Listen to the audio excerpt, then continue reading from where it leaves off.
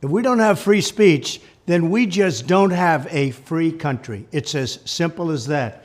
If this most fundamental right is allowed to perish, then the rest of our rights and liberties will topple, just like dominoes, one by one. They'll go down.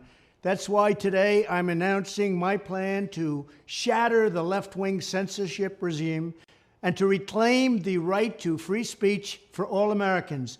And reclaim is a very important word in this case because they've taken it away. In recent weeks, bombshell reports have confirmed that a sinister group of deep state bureaucrats, Silicon Valley tyrants, left-wing activists, and depraved corporate news media have been conspiring to manipulate and silence the American people.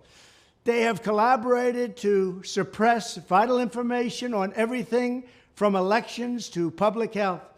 The censorship cartel must be dismantled and destroyed, and it must happen immediately. And here's my plan.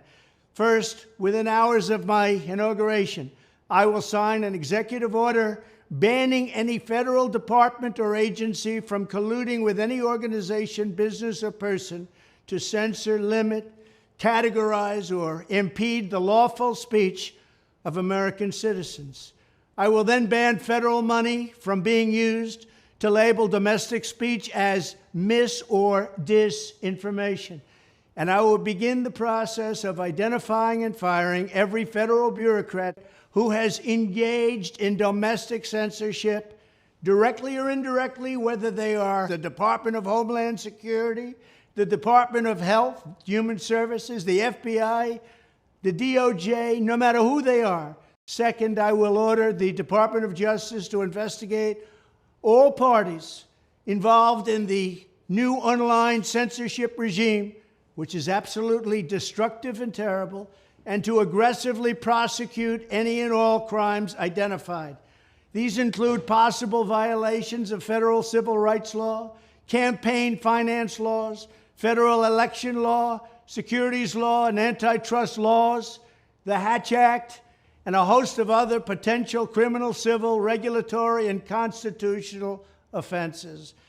To assist in these efforts, I am urging House Republicans to immediately send preservation letters, and we have to do this right now, to the Biden administration, the Biden campaign, and every Silicon Valley tech giant, ordering them not to destroy evidence of censorship. Third, upon my inauguration as president, I will ask Congress to send a bill to my desk revising Section 230 to get big online platforms out of censorship business.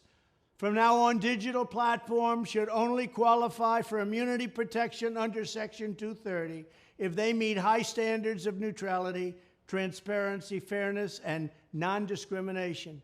We should require these platforms to increase their efforts to take down unlawful content such as child exploitation and promoting terrorism, while dramatically curtailing their power to arbitrarily restrict lawful speech. Fourth, we need to break up the entire toxic censorship industry that has arisen under the false guise of tackling so-called mis- and disinformation. The federal government should immediately stop funding all nonprofits and academic programs that support this authoritarian project.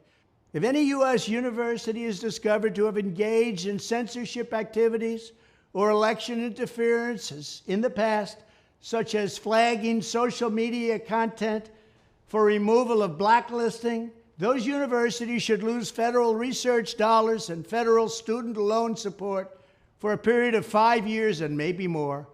We should also enact new laws laying out clear criminal penalties for federal bureaucrats who partner with private entities to do an end run around the Constitution and deprive Americans of their First, Fourth, and Fifth Amendment rights. In other words, deprive them of their vote.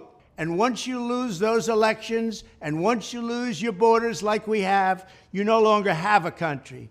Furthermore, to confront the problems of major platforms being infiltrated by legions of former deep staters and intelligence officials, there should be a 7-year cooling-off period before any employee of the FBI, CIA, NSA, DNI, DHS, or DOD is allowed to take a job at a company possessing vast quantities of U.S. user data.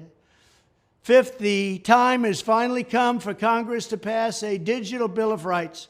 This should include a right to digital due process. In other words, government officials should need a court order to take down online content, not send information requests such as the FBI was sending to Twitter.